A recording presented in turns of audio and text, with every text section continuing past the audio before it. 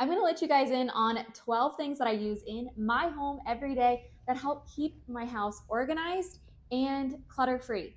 Now, these 12 things might seem like no-brainers, but for me, back in the day when I had no idea what all these homes were and how to group things together, this video right here would have helped me out a lot. So let's start with the first one. You have to declutter first.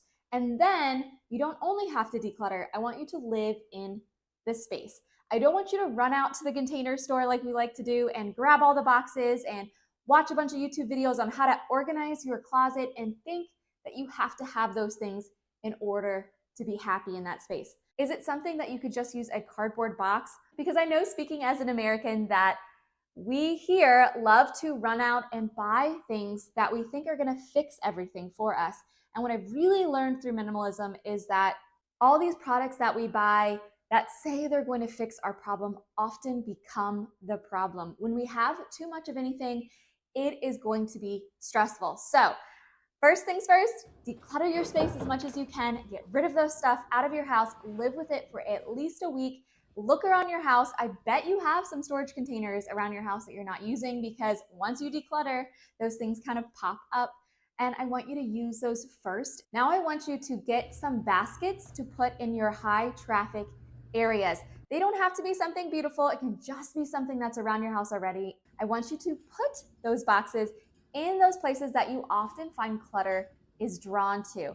In my house, I have a few different areas that I've always found to have more clutter. One of the things in our house that always gathers clutter is our dog toys. And so I have put all of the dog toys in one basket downstairs.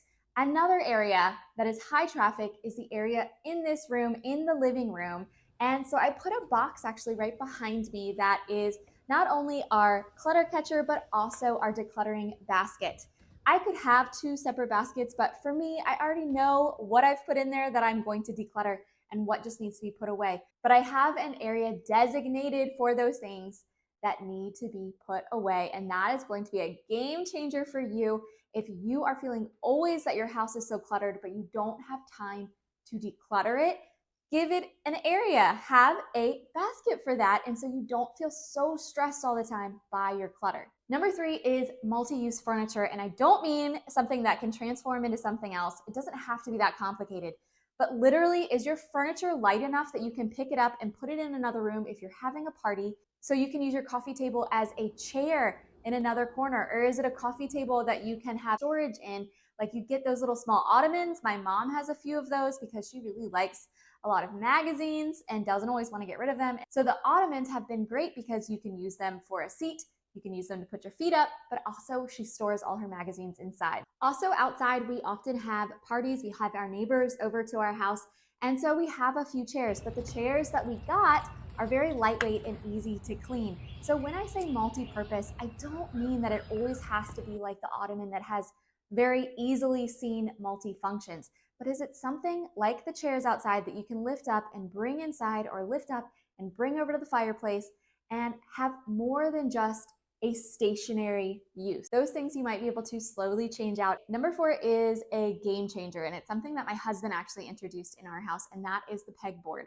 So if you are somebody who loves crafting, or you're like my husband and he loves to have lots of tools, he enjoys doing woodworking on the side, and so obviously that comes with a lot of things that are for his hobby.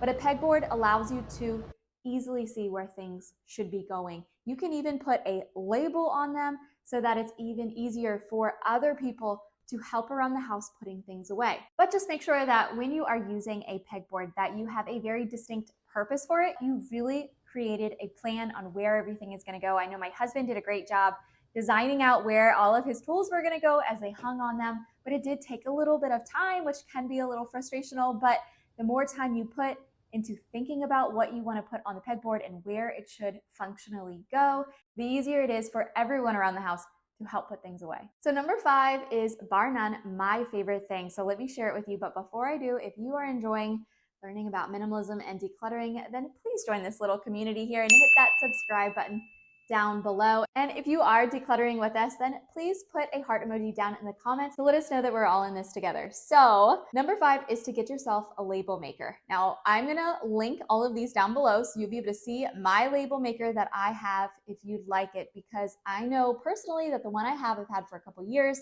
functions amazingly and it's extremely simple. My 6-year-old daughter uses it all the time in her room because she loves to make a good label. That's my girl. But what I will say about the one I have is that it doesn't make any of the fancy smancy letters. It's not going to print out on the computer. It literally is its own thing and it prints it out right on the side. So it's very easy if you are not technology savvy. But I use my label maker for any area that I see in our house causes confusion. So downstairs in my husband's workroom causes a lot of confusion for me because I don't know where things go. So I was often not able to clean up that area without him, which is frustrational, right? Like we should be able to clean up our house without the other person there. And so what I found is that now my husband and I worked really hard on reorganizing that area and putting a lot of labels on the drawers. So now when he is out and I have time to organize or declutter, I know exactly where his things will go. I also really like using our label maker in our kitchen.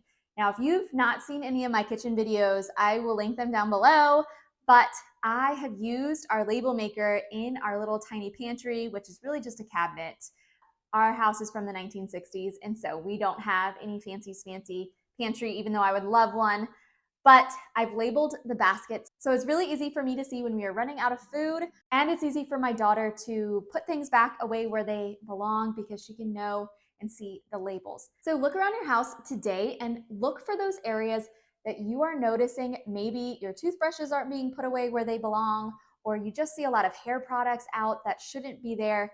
Putting a label there often reminds me where those things should go and makes it easier for me to put them away, but also it helps my entire family be able to help me keep our house put together. Okay, so number 6 is awesome, and that is to find some small boxes. Once you've decluttered, of course, find some small boxes that you can easily put in places that you see that there is a lot of clutter gathering. So I'll give you an example. Downstairs in our laundry room, we used to just put everything together on the shelf, and it just looked very cluttered, and it was often difficult to find exactly what I wanted because products would get hidden being stuffed all together. So in our laundry room, when we did go ahead and update it, what I did is I got 3 baskets that I already had, and I labeled them with exactly what I want to go in each basket.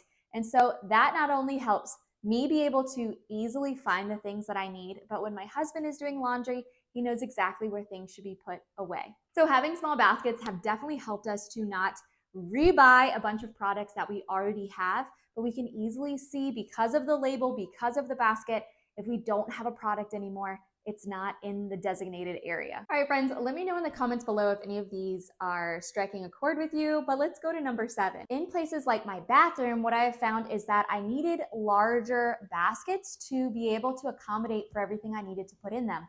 But instead of just leaving them as one huge big basket where everything is just kind of get jumbled around, I put smaller baskets inside of them. And so, like I said in the beginning, none of these things need to be perfect. These are all small baskets that I happen to already have around my house. But what I did is that small things like Band-Aids and medicine, I would put in smaller baskets. It's like creating a drawer for yourself, even though you don't have one. So I've also used this underneath our sink. You know, we all have those cleaning supplies under our sink, and I use mine kind of as our junk drawer because we don't have one. And so in that basket, you can find things like our lighter for candles, and you can find some pens, and you can find our scissors are under there, and tape. And so I didn't want all of those things just being jumbled around in one large basket. So I put another smaller basket just for the smaller things to be able to fit in with the larger things like cleaning supplies around the outside. This might take a little bit of work and figuring out what baskets go together and fit, but I guarantee you it's going to be a game changer when you are trying to find things in that large basket. It's not just so overwhelming. So number 8 is trying to get everything off of the floor. So A big thought that I had was when I went in my kitchen, I have my mop on a hook. This is a command hook, so like I said, we'll link these down below, but this command hook is amazing. It's worked extremely well for just what I needed, which was to get my mop off of the floor. Because I don't have any pantry and I don't have any extra closets downstairs, I just never had a good place to put my mop, which I wanted in an easy access area for our main floor. What I did is I got this hook. You open it up, it lets the mop out, you push the mop back in, and it closes and keeps things off of the floor. When you try to get all of the clutter you can off of the floor, it automatically makes the room more elevated and feel a lot more spacious because there's not so much clutter taking up your floor space. All right, so we only have a few more to go through, and number 9 is clear containers for things that you easily lose. So let me talk about my kitchen real quick. So in my kitchen, not all of my containers are clear, but I did have a lot of them be short so I can easily see in. But things like cans and those taco seasonings and the Italian seasonings, I always forgot whether I had them or not. And I always lost them in the back of the cabinet. And so what I did is I got this clear Lazy Susan that I can easily turn around and I can see all of the cans and the pasta sauces that I have. So I'm not going out and wasting money on things that I've already bought and have in my house, but I've just lost. I don't know if any of y'all are like that too, but I feel like I used to when I didn't have any kind of organization in my pantry cabinets. I would always end up rebuying the same soups or rebuying the same pasta sauces over and over again. And I don't know how much money I ended up wasting, probably thousands, until I finally figured out that there is an easier way to this. And so this Lazy Susan, I'll try to find the one I have on Amazon, but it has been a game changer in making my life a little bit easier. So obviously, if you have a much bigger pantry, then grab several of them and use them for your soups, use them for your seasonings, and make your life a little bit easier. So number 10 is to have a designated area for your keepsakes and to not explode out of them. For my daughter, I have a binder that I use for all of her artwork and things from school that I want to keep for myself. I think a lot of times when we are either given things from people passing away or moving and they want us to have their things, or when we are trying to keep all of our things for our kids, we think that the next generation is really going to want it. And we might feel guilty about getting rid of things that people have given us because it was sentimental to them.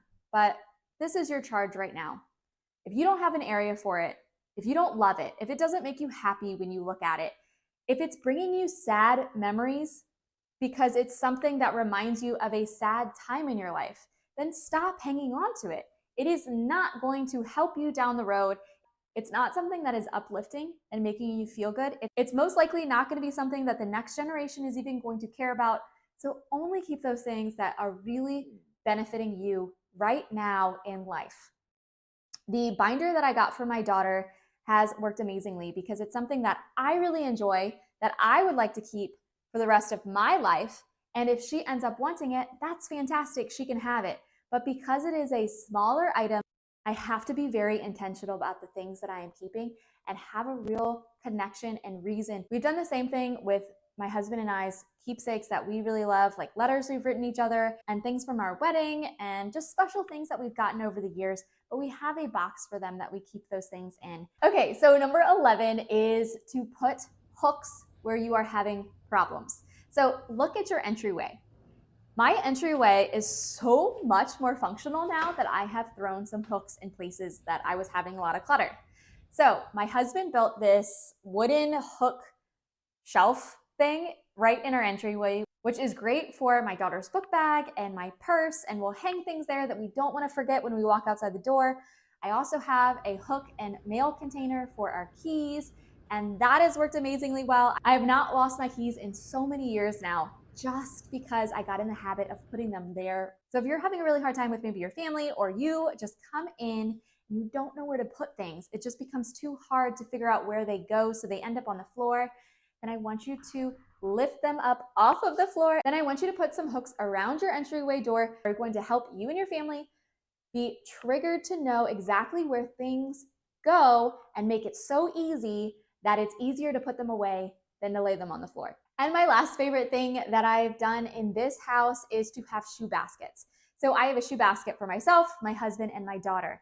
And so, one, it makes us very intentional about our shoe buying. And I do not buy more shoes than that will fit in that bin. And I'm talking about every season. You don't have to do that. You could do it by season. But for me, I want to put all of my shoes in that bin. So for me, my daughter, and my husband, we do not go out of the basket. The thing I love about these baskets is that at the bottom, it gathers all of the things that are falling off of your shoes. And so it's very easy to take the baskets then out a couple times a month and dump the dirt outside. And so I'm not having to always vacuum underneath. I know we have those lovely shoe racks, which I'm not saying those are bad, but I got annoyed because I always felt like I had to vacuum every single day underneath them.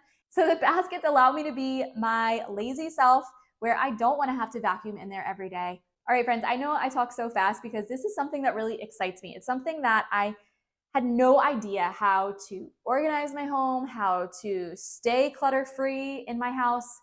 Years ago when I first started this, it was so stressful for me. So I get really excited about organization because I know that a little organization goes a long way and really help you in your life get past the clutter and be able to then move on to doing bigger and better things in your life than having to clean up your mess.